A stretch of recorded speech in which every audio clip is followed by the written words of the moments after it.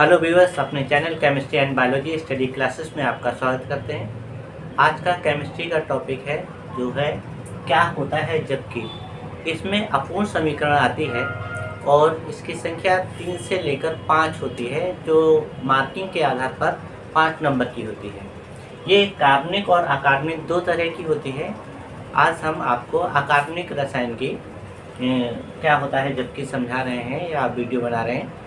से हम अगली वीडियो में नहीं कार्बनिक की भी बनाएंगे, जो काफ़ी इम्पोर्टेंट है और जो काफ़ी हद तक बोर्ड में आई है। और आप अगर अनसोल्ड करते हैं तो उसमें आपको पता होगा कि ये काफ़ी इम्पोर्टेंट है।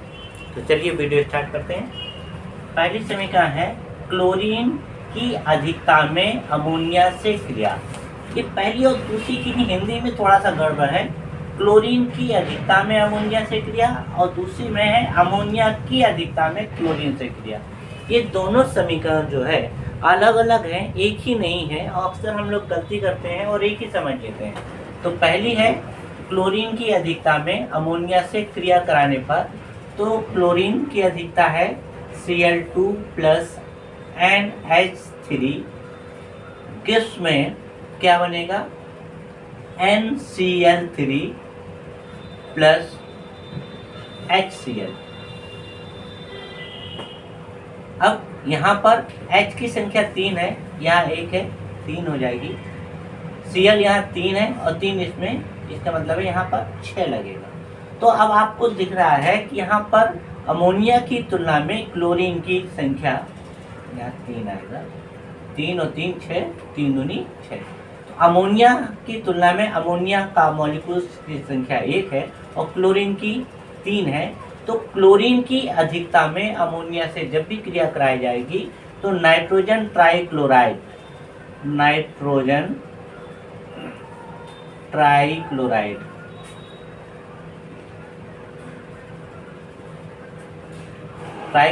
और हाइड्रोक्लोरिक अम्ल प्राप्त होता है।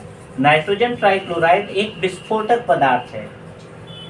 अब दूसरी समीकरण देखेंगे, अमोनिया की अधिकता में क्लोरीन से क्रिया, तो NH3 प्लस Cl2 बनता है इसमें NH4Cl और आपका साथ में बनता है नाइट्रोजन गैस। क्या बनती है? Nitrogen gas. तो अब इसमें 4 है, हम यहाँ पर 4 अगर लगाते हैं तो 4 तिया 12, यहाँ पर 3 हो जाएंगे, 3 चौक 12। अब ऐसा करने पर n यहाँ 3 और 2 5 हो जाएगा, जबकि यहाँ समीकरण में 4 है। तो इसका ठीक उल्टा डबल कर देंगे, यहाँ 8 की गुणा कर देंगे, यहाँ 6 की गुणा कर देंगे। तो n कितने हो गए? 6 8, यहाँ 2n है और यहाँ 6n है, यहाँ पर 2n है, तो 6 और 2 8 और H 8 दिया 24, 6 चौक 24। Cl कितने हैं? इसमें 6 हैं, यहाँ पर Cl आपका 6 लगा दिया, 3 दूनी 6। तो अब इसमें देखिए, इसमें 8 नाइट्रोजन है और Cl कितने हैं? 3। तो इसमें अमोनिया की संख्या 8, क्लोरीन की संख्या 3 है, तो इसलिए अमोनिया अधिक है इसमें और इस वाली समीकरण में क्लोरीन अधिक है। इस चीज़ का हम लोग कभी कभी गलती कर देते हैं और समीकरण जब अमोनिया की अधिकता होती है तो हम नाइट्रोजन ट्राइक्लोराइड बना देते हैं, और जब क्लोरीन की अधिकता होती है तो हम आपका नौसादर बना देते हैं। तो ये आपका नौसादर। इस कंफ्यूजन को हमेशा बच्चे करते हैं और आप लोग इस तरह की गलती दोहराएं नहीं। दूसरी है रक्त तप्त कॉपर ऑक्साइड की अमोनिया से क्रिया। तो कॉपर ऑक्साइड CuO है प्लस अमोनिया NH3 है और रक्त तप्त का मतलब है आपका सीधे से तीर के ऊपर, ये कंडीशन है रक्त तप्त, यानी रेड हॉट, लाल गरम करने पर। तो इसमें बनता क्या है आपका नाइट्रोजन गैस निकलती है N2 और क्या बनेगा? H2O बनेगा और क्या बनेगा? और कॉपर धातु बनेगी। क्या बनेगी? कॉपर धातु। अब यहाँ H है 3, तो यहाँ दुगना कर देंगे तो आप 3 दूनी 6 हो जाएगा। तो आपका N2 है, H 6 है, 3 दूनी 6 और O 3 है, यहाँ 3 लग जाएगा और ये 3 हो जाएगा। तो नाइट्रोजन गैस बनाने की ये प्रयोगशाला विधि है कि रक्त तप्त कॉपर ऑक्साइड की अमोनिया से क्रिया कराने पर नाइट्रोजन गैस प्राप्त होती है। तीसरी है कार्बन को सांद्र नाइट्रिक अम्ल के साथ गर्म करने पर। कार्बन C है, नाइट्रिक अम्ल HNO3 है। तो इससे क्रिया कराने पर जहाँ पर कार्बन होता है वहाँ पर CO2 बनता है, सबसे पहला कंपाउंड बनता है CO2। शेष NO है, NO में जब भी ऐसा होता है तो आपका नाइट्रोजन डाइऑक्साइड NO2 बनेगा और शेष H2O, ये आपके बन जाएंगे। अब समीकरण को संतुलित कर लेते हैं। तो समीकरण संतुलित करने पर यहाँ H 1 है, यहाँ पर 2 है, या 2 की गुणा करते हैं जिससे O को संतुलित करना आसान हो। 2 है, इधर भी O हो जाएगा, 2 की गुणा करने पर H हो जाएंगे 4, H4, N आपका 4, N के आगे 4। अब C1 है, O गिन लेते हैं। O 4 तिया 12 है, यहाँ 2 है, यहाँ 4 दूनी 8 है और इसमें 2 है। इस तरह से समीकरण संतुलित हो जाती है। नेक्स्ट जो है गर्म और सांद्र नाइट्रिक अम्ल की फास्फोरस से क्रिया कराने पर। तो फास्फोरस HNO3 प्लस P है फास्फोरस। जब भी फास्फोरस की क्रिया कराते हैं तो फास्फोरिक अम्ल बनना चाहिए H3PO4 प्लस। अब H और O दोनों ही है तो इसका मतलब है कि इस रिएक्शंस में जल भी बनेगा H2O। शेष N है, इसमें बचा है, तो N का कंपाउंड या तो नाइट्रोजन डाइऑक्साइड बनना चाहिए या फिर नाइट्रोजन मोनोऑक्साइड। तो इसमें नाइट्रोजन डाइऑक्साइड बनाते हैं NO2। अब समीकरण संतुलित कर लेते हैं। H यहाँ 3 है और यहाँ 2 5 है। 5 की संख्या थोड़ा सा गड़बड़ रहती है, तो या 5 ही लगाएंगे तो यहाँ 5 लगा लें या 5 का दुगना कर लें तो भी काम चल सकता है। तो अगर हम पहले 10 लगा के देख लें तो 5 का दुगना 10 करेंगे तो यहाँ पर आपके N हो गए 10, इसके आगे आपके लगेंगे 10। अब बचे हैं H, तो आपका H यहाँ 3 दूनी 6, यहाँ 2 लगेंगे, 2 दूनी 4, H हो गए 10। P यहाँ पर कितने हैं 2, आप P 2 लगाएंगे।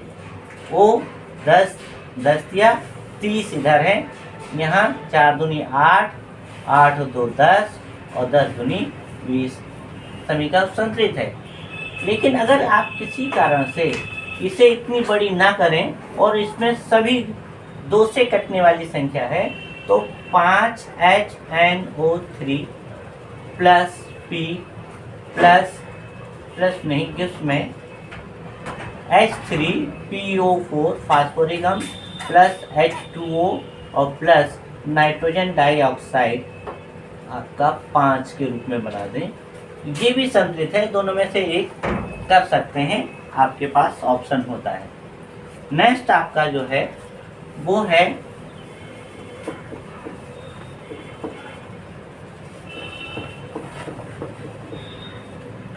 गर्म और सांद्र नाइट्रिक अम्ल की तांबे से क्रिया कराने पर। गर्म और सांद्र नाइट्रिक अम्ल की तांबे से क्रिया कराने पर तो नाइट्रिक अम्ल का सूत्र है HNO3 प्लस Cu, तांबा Cu है। अब जब भी ऐसा होगा तो कॉपर नाइट्रेट CuNO3 का होल ट्वाइस बनेगा प्लस H2O बनेगा और प्लस आपका नाइट्रोजन है तो नाइट्रोजन का कोई एक उत्पाद नाइट्रोजन डाइऑक्साइड के रूप में बनेगा NO2। क्या बनेगा NO2। अब इसे भी संतुलित कर लीजिए। जब हम इसे संतुलित करेंगे तो आपका नाइट्रिक अम्ल में यहाँ N2 है इसमें और एक 3 है, तो कम से कम मिनिमम 3 लगेगा, और 3 लगने पर H गलत हो जाएंगे क्योंकि 3 इधर है, यहाँ 2 है, तो 6 लगा दें डाई, तो 3 दूनी 6, यहाँ पर 3 दूनी 6 आ गया। N इसके अंदर 2 है और इसमें 1 है, तो यहाँ पर 2 है, 1 है, तो यहाँ पर आपको 4 लगाने होंगे। अब देखें क्या समीकरण संतुलित है। अगर संतुलित है तो सही है, और नहीं है तो आपको कुछ चेंजिंग करनी होगी। समीकरण संतुलित नहीं हो रही है क्योंकि O में 6 3 18 है, यहाँ 3 दूनी 6 और 8 दूनी 4 दूनी 8, 8 6 14 है। थोड़े से कम कर लीजिए, आप यहाँ 4 लगाइए। 4 लगाने पर N आप यहाँ पर H की संख्या 2 दूनी 4, N 4 है, यहाँ 2 कर दीजिए। अब O 4 3 12, 3 दूनी 6, 6 2 8 और 8 4 12, समीकरण संतुलित हो जाता है। नेक्स्ट है आपकी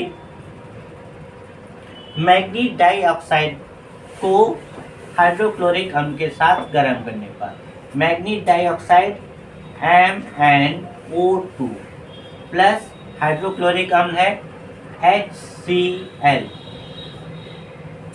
जब भी इसकी क्रिया होगी तो 3 उत्पाद बनेंगे। अब Mn है तो आपका MnCl2 बनेगा। H और O जहाँ पर भी होते हैं किसी भी समीकरण में, तो वहाँ पर H2O बनता ही है। साथ में अगर कोई उत्पाद बचा है तो उसे संतुलित करने के रूप में हम क्लोरीन भी बना सकते हैं। अब देखिए कैसे बनेगी क्लोरीन। Mn 1 है, Mn 1 है, O यहाँ पर कितने हैं 2, यहाँ O 1 है, हमने 2 कर दिया। H कितने हो गए 4, जैसे ही 4 यहाँ लगाएंगे तो Cl हो जाएंगे 4, यहाँ 2 है, इसका मतलब आपका इसमें क्लोरीन गैस भी मुक्त होगी। ठीक है। नेक्स्ट है लेड डाइऑक्साइड को HCl के साथ गर्म करने पर lead dioxide PbO2 plus HCl। अभी मैंने आपको बताया कि जब भी ऐसा होगा तो लेड क्लोराइड PbCl2 बनेगा, H है और O है, वहाँ पर H2O बनेगा, और प्लस आपका संतुलित करने के लिए हमें क्लोरीन गैस भी इसमें बनानी होगी Cl2 के रूप में।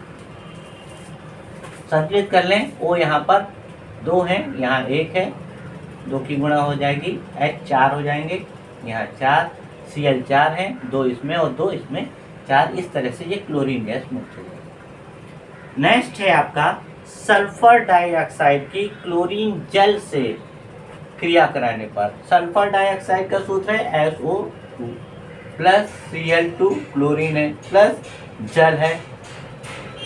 तो जहाँ पर H2O और SO2 होते हैं वहाँ H2SO4 बनता है, और जहाँ H और Cl दोनों हैं वहाँ पर HCl भी बनता है।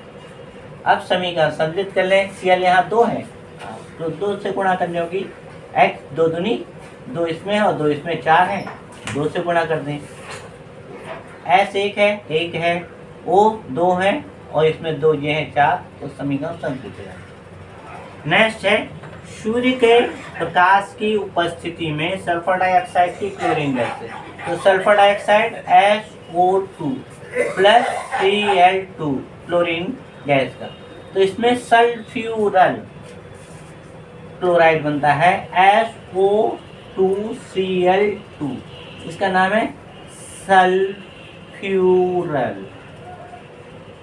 क्लोराइड।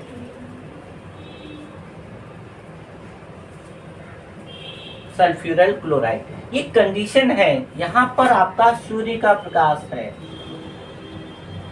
क्या है? सूर्य का प्रकाश। अगर प्रकाश नहीं होता तब ऐसा नहीं होता।